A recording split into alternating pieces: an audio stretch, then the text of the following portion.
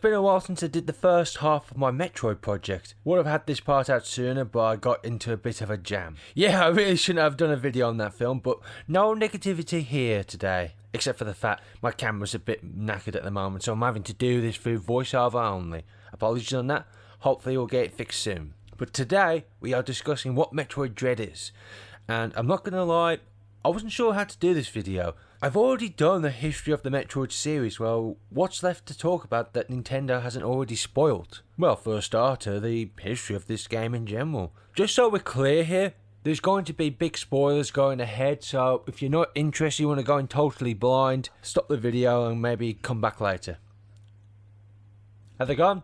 You gone? Right, we're continuing. It's been 19 years since the last mainline Metroid game, and even then it's been like 16 years since the rumours / announcement of Metroid Dread. Seriously, Dread was originally going to be made for the DS around about 2005, but then was scrapped and restarted in 2008, which was also scrapped. Apparently the 2008 version even had a demo that reportedly had a similar art style to Metroid Fusion. It was scrapped due to the DS's limited hardware, as it could not create the intimidating, unsettling antagonist that the series producer Sakamoto wanted. From what I gather, he basically wanted the stalker characters similar to how Mr. X was in Resident Evil 2 Remake, or Jack in Resident Evil 7, or Big Vampire Lady in Resident Evil 8, Lady Dimitrescu or whatever it was. So I guess that's why it didn't work out in the DS. I assume the technology couldn't produce the AI that was needed for that kind of character. I don't know why a home console attempt was never made. I guess Sakamoto kind of got frustrated and wanted the dump ass with other M. Surprisingly, Metroid Dread was rumoured and hinted at to fans since 2005 with its appearance in some important Nintendo documents.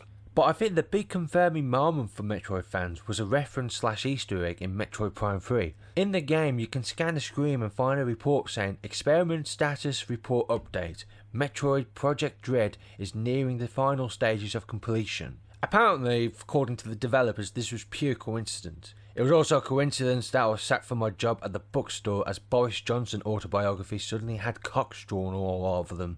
What was on about? Oh yeah, Metroid. We wouldn't hear anything about Dread till 2010 when Sakamoto basically said that it was real and that the development has been flushed down the toilet. One of the things he did mention though was that the story was complete and that Nintendo only needed to build the game. Or in this case, find the right guys to build it, which they found with Mercury Steam, who did an excellent remake of Metroid 2 on the 3DS that I think you all should play. So yeah, you can kind of get why people basically shat themselves at this game's reveal. Metroid fans have been waiting nearly 16 years for this game to exist, and now it's coming to Switch on the 8th of October, which at the release of this video isn't very long. 16 years, man, that's 2/3 of my entire life, and this game couldn't have come out at a better time, to be honest. As I mentioned in the previous video, the genre that Metroid helped create is booming in the indie scene thanks to games like Hollow Knight, Guacamelee, SteamWorld and Axiom Verge. So the interest for these kind of games are there, but surprisingly only Xbox really took an interest and created the Ori series. But despite it being a AAA game, it kind of wasn't marketed as one. The second one was it had a limited edition game and everything, but it still didn't have the big bombastic feel of a AAA game in the marketing sense. Now we got Nintendo throwing the hat into the ring with one of the literal creators of the genre, so expectation is high, and to be honest, this could be the highest budget Metroidvania ever made, which leads to a little issue that Twitter is getting pissed at. Why is a 2D game charging £60? That's a fair argument, to be honest. Nintendo is selling Metroid Dread for the same price as Breath of the Wild, one being a massive open world with extremely breakable gameplay as the previous game, and the other being Breath of the Wild. That's right, I'm that asshole. Which kinda leads to a little issue that Twitter is getting pissed at. Why is a 2D game being charged for £60? That's a fair argument. Yeah, people kind of forgot that Metroid was pretty big for a 2D game in multiple ways, especially Super Metroid, and I'm happy to say that it's been confirmed that they're using Super Metroid as the basis for Dread's gameplay and level design. If you play Super Metroid normally, it's a large open map with great level progression, and if you're truly skilled, you can break the order of events in the game, like getting an item early or fighting a boss sooner than normal. And if you truly want to test your skills, you can collect all items, speedrun the game, or even do a speedrun of collecting all the items in the game. What I'm saying is, despite being a 2D game, Super Metroid was big and massively replayable. If they're keeping that in mind, you'll have a lot to play with in Metroid Dread. But I know there's some nutters out there that care about detail, graphics, cutscenes, all that AAA crap we're told that we want but we don't really need. Well, that's there.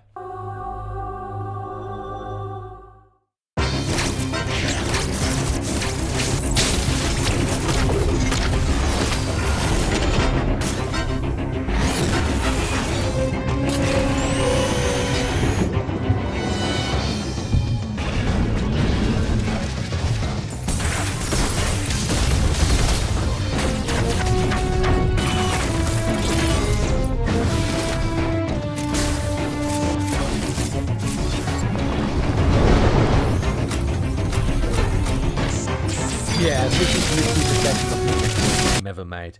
And did you see the Chozo? These are the creatures that created the Metroid and saved Samus from a pirate invasion and gave her the power armor and everything. They're basically an adoptive race, they're like a parent essentially, and they're trying to kill her here. What the hell's going on? This is pretty much the first time we've interacted with a Chozo in the entire Metroid series, and they're trying to kill Samus. It's all been promised that this game will be the end of the Metroid saga, which is strange as the series title is called Metroid, and they said they would continue the series after this game anyway. But keep in mind, in the canon of the games, Metroid means Ultimate Warrior and Samus is part Metroid, so who knows what happens with the future of the series and what's going to happen in this game. Even the gameplay looks really smooth as well. They took all of the ideas and features implemented in Samus Returns and refined it like a fine blade and improved on everything. Samus has got more movement abilities with such moves as her dive. Her new melee defense ability from Samus Returns doesn't require her to stop, so it doesn't ruin the flow of combat. There's even new abilities such as the Phantom Cloak, which allows Samus to turn invisible to help her avoid the Emmy robots that stalk her. Yeah, remember when I told you about the Mr. X idea they tried on the DS? Well, they've got the technology now, and the Emmy robots are the result. They're machines sent by the Galactic Federation to finish off the remaining Parasite X from Metroid Fusion. But these machines go haywire and Samus is sent to take care of them, only to realise she can't even scratch them. Samus gets beaten and loses all of her upgrades, and now she has to crawl her way back up to the planet's surface. Honest to God, I don't want to say too much as I want to avoid spoilers and such for not only you wonderful viewers, but also for myself. Metroid Dread is the game I've been looking forward to the most this year.